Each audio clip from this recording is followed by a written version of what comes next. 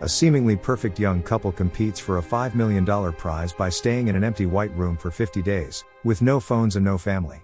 At the beginning of the movie, Catherine and Michael, a couple, enter an all-white room, amazed by their surroundings.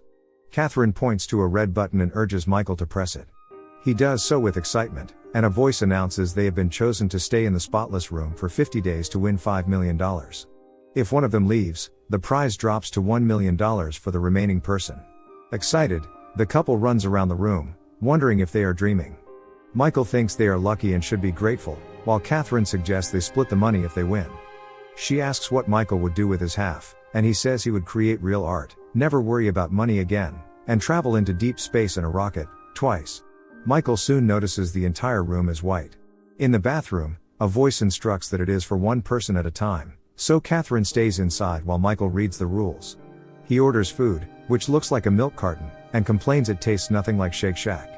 Catherine smiles and hopes breakfast will be better. As Michael explores, Catherine sets the lights to turn off at 10 p.m. and the alarm for 7 a.m. She asks if that works for Michael, who agrees, saying he is on vacation and may never get out of bed. The lights then turn off, and a voice announces it's nighttime. As they prepare to sleep, Michael tries to be playful, but Catherine worries that Professor Voyan might be watching and suggests they stay quiet under the covers. The next day, Catherine looks in the mirror and says positive affirmations to herself to stay strong. After her shower, she sees Michael awake, and he playfully pulls off her towel, making them both laugh.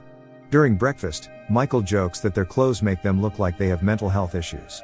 Catherine, concerned, asks why Professor Voyan is doing this. Michael asks if she saw the link he sent about a documentary by Voyan, who spent $150 million to see how making a regular family famous would affect them. Initially, the family got big contracts, TV shows, and commercials, but things went wrong when the mother caught her husband with another woman and shot him.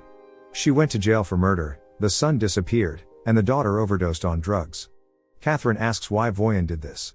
Michael replies that no one knows, but Voyan has a lot of money and is interested in human behavior. Feeling uneasy, Michael stares at the clock counting down their days in the room. Suddenly, the lights brighten, and a voice announces it is midday. Catherine uses meditation to cope, while Michael expresses his frustration with the all-white room and the clock, which he noticed went backward for a few seconds.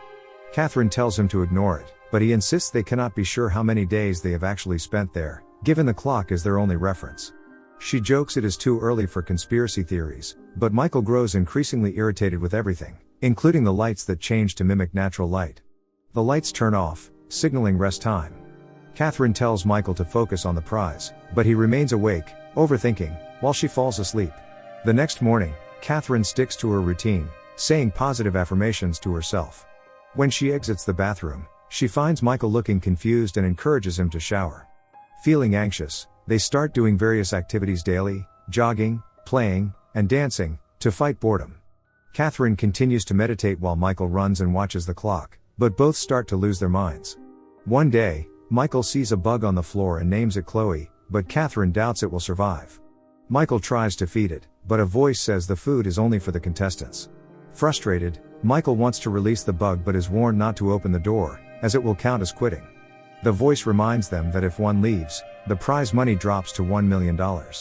Catherine calls it just a bug, but Michael accuses her of lacking compassion because she is not vegan.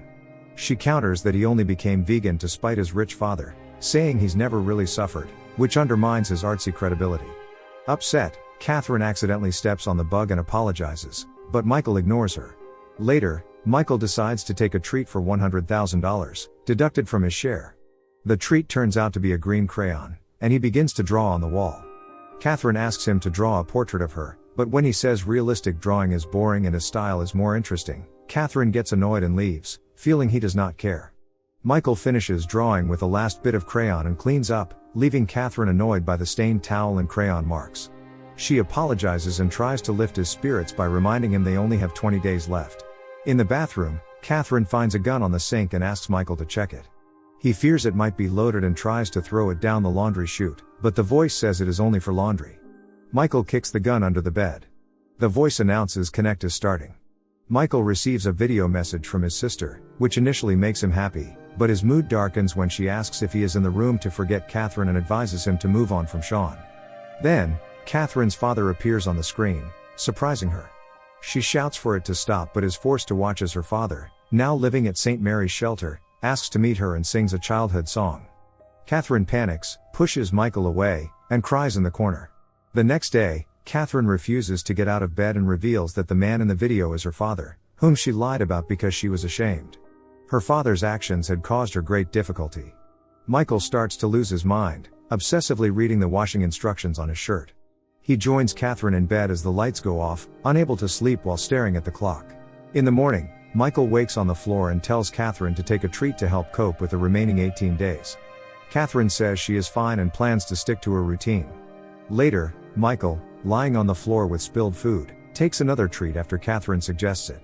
A naked woman named Simone enters, introducing herself as an actress hired for a month by her manager. Michael and Catherine are confused, especially since Simone claims to know nothing about their situation. Catherine tells Michael to give his shirt to Simone, which he does right away. Simone looks around the room and says it reminds her of a studio where she used to dance. Catherine is unhappy about the situation, and Michael insists he has no idea what is going on. Simone looks at the walls and compliments Michael's art, even recognizing the style he used. Catherine pulls Michael aside and asks what they should do since it's uncomfortable having a stranger with them. As they discuss their next move, the lights turn off. Michael explains to Simone that the lights automatically turn off every evening. Since there is no extra bed, Michael offers Simone to sleep on the bed with Catherine while he sleeps on the floor. Too shy to accept, Simone says she will stay awake all night. Catherine, disappointed, insists there is enough room for Simone in the bed, so she accepts the offer. The next day, Catherine wakes up and finds Simone missing. Thinking she left, Catherine feels relieved, but then she sees Simone in the bathroom after taking a shower. To relax, Catherine decides to take a treat. She gets a small bottle of Cloud 9 pills. She takes one and shares it with Simone but warns Michael not to take one. However, Simone encourages everyone to take it, so Michael does too. Moments later, they start feeling the effects of the pill and have fun. But suddenly, Michael collapses on the bed and watches them dance from a distance. He starts hallucinating and sees blood everywhere. As the blood flows around him, Michael suddenly feels like he is underwater and sees Sean jump into the pool. He tries to reach him, but Catherine and Simone shake him awake. Crying, Michael gets up to leave the room, but Catherine stops him and urges him to think about the prize money. He lies back down on the bed, apologizing to Sean, while Catherine comforts him. Later that day, Simone asks Catherine who Sean is.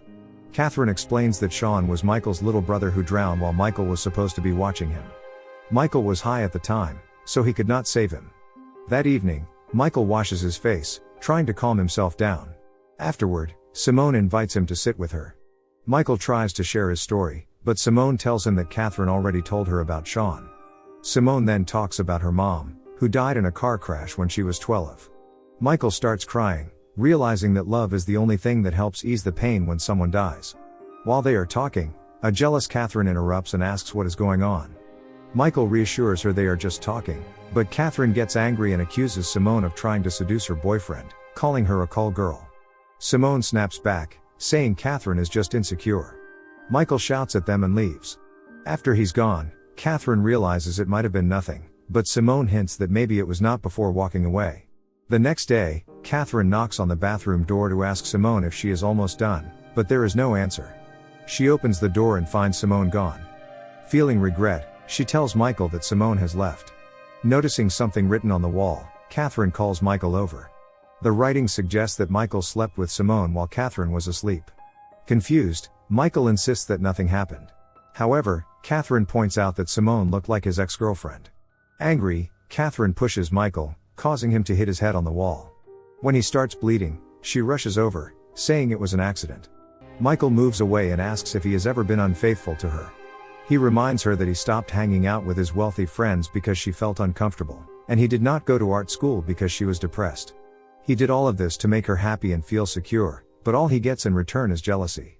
Michael collapses on the floor and decides they need to leave the room. Catherine grabs food and a towel for Michael, who insists he needs a doctor. Their contract does not allow medical help. Michael feels Catherine does not care about his well-being and decides to leave.